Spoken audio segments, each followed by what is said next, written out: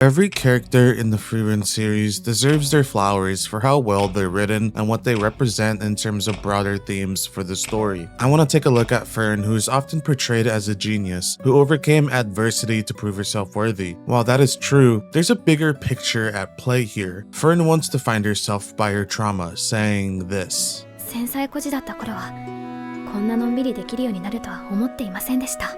It's empowering to hear her say this, but the qualifier she puts before this statement saying it's strange. You can't help but feel that the trauma hasn't completely left her. While I don't think she's hounding herself over guilt for what occurred, there's an uncomfortability with the thought that at one point, Fern was a war orphan, standing over a cliff and wanting to end her own life. As a person, she has come a long way. I am aware that this isn't the only portrayal of trauma in anime. However, there's credit to be deserved when the series Frieren depicts this character arc from beginning to end in a way that firstly doesn't overwhelm the plot of the show, and secondly addresses enough of it to be a meaningful theme. It's a balancing act to normalize talking about trauma without diminishing it. The first moment we see the trauma's effect on Fern is during her training to blast a rock across the canyon. While some might see it as a duty she set for herself, I believe she is fueled by guilt. She doesn't want to waste this chance she's gotten from Hyder, a second chance at being able to choose her own path. Priorly ravaged by the destruction of war, there's nothing else that you could wish for. There's a big moment during one of the first episodes where Fern discusses with Frieren that her normal path didn't have to be conducive to magic. The fact was that she could have chosen a different art or craft to make a livelihood with. Frankly, at that moment, she entirely believed her line of thinking. She doesn't believe her own life is hers after being saved by Hyder. There is supposed to be nothing personal about pursuing magic. These two combined scenarios, where she feels like she signed herself away as a sign of atonement for her circumstances that came to be. Now that Hyder has passed away as well, she needs to make it up to him and her parents for giving everything they had for her. This baggage we're seeing her carry around feels contradictory to the type of adventure that Frieren has in mind for them. That initial conflict Fern had with Frieren regarding their use of time was completely valid, disregarding the underlying issues. No human wants to whittle away their time at doing mundane tasks if they have greater hopes for their future. It can be frustrating and excruciating. However, Fern has that exception of trauma and potential guilt. She doesn't want to leave no impact on the world around her after having the opportunity given to her to do great things. In my opinion, when you're looking at the overarching story beats of the plot, I think Fern shines the brightest when the party is getting the most done. It's the reason why the fight scenes purporting importance gain all the attention from the audience. They are flashy and wonderful, but Fern shows her power and pull during these situations. She's effective while also being strategic, granting flexibility and success when all things are said and done. Like we all know though, Frieren is far from those fast-paced battle shonens that are ripping and tearing every couple of minutes. Many of the fans who adore Frieren love it for the fact of its slow moments and character storytelling. In a similar vein to the audience appreciating the small gestures in between, Fern needed to be given that space to breathe.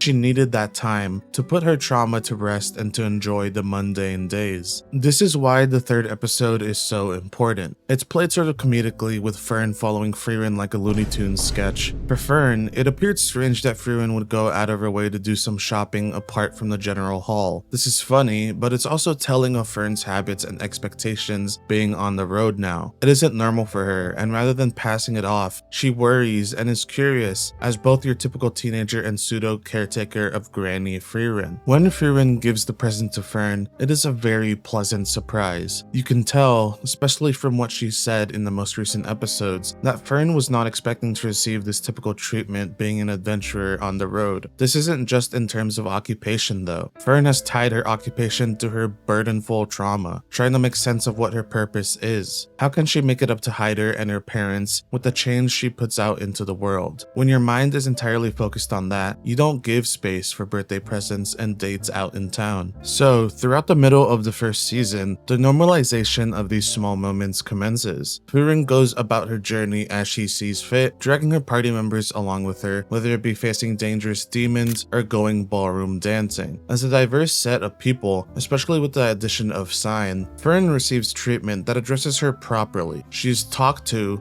like a normal teenage girl. In living out these days, Fern finds solace in this treatment. Being able to take care of Frieren, whether she admittedly enjoys it or not, is a comfortable routine that she's grown accustomed to. Even on occasion when she is the one who needs to be taken care of, she doesn't feel entirely out of her depth. It's naturally wavering, as events should be. There's nothing suspicious to be felt in these everyday things like her trauma might suggest. This is how we get to the present day in the anime, where even cool, calm, collected characters like Fern can be excited for a date. There might not be anything extravagant like ballroom dancing, and it may be with someone who she spends a lot of time with either way, but the fact that this day is delegated as a date between the two sends joy through Fern. Whether she plainly shows it, she was happy, and at the end, she was glad and satisfied. To finish off this discussion of trauma, there's one more aspect that tussles with the identity of trauma in this fantasy setting. Fern's ability as a mage. Since Fern has been routinely practicing magic since she was a small child, she's grown an affinity with it. While she was nurturing this, she was also struggling with the idea of who she should be in the face of her past and the potential of her future. Having Frieren acknowledge her is a clear display of just how reliable Fern is as a mage in the present day. Fern begins her journey wondering why she and Frieren aren't attending to more crucial matters as capable adventurers. Then, when the time arrives, Fern doesn't fail to live up to the challenge. She's able and ready to pierce any evil that comes her way. Pair this ability with the fact that she's reacclimating to normal society, and it gives a nice tug between purpose and plausibility. What can she rightfully say is her duty compared to what can she possibly say she deserves? Even writing this, I'm making half sense to myself, so let's paint it simpler. Despite magic and her training giving her incredible raw power, Fern never grows a nasty ego because of it. Of course, when advancing on demons, she shoots them a cold glare as she blitzes them in the flurry of spells. Even after achieving victory, she remains cool and collected. Instead, as signified on the date episode, Fern appreciates and needs the smaller things. It was through the normalization that she was able to appreciate the fullness of food and the picturesqueness of jewelry, the natural beauty of things compared to the natural talent of her powers. When choosing between either, those who want to create a physical change will choose the ability to shoot out magic however they want. Fern, however, despite what her trauma tells her, chooses the normal life. She wants to enjoy those moments of sitting in a hot spring, enjoying the view of the horizon with her party members. Then, maybe along the way, something extraordinary will happen. That is the footpath that Frieren as a series takes. This story's character introspections provide meaningful connection to us as the audience. If it weren't for the characters' compatibility and likability, I doubt this show would hit the same. Fern strikes a chord with me as a trauma survivor. Despite anything that happens in the plot going forward, I know I'll have someone I can root for. It's the people that matter, not the events the author writes in. Thank you very much for watching. See you all later, you cool people.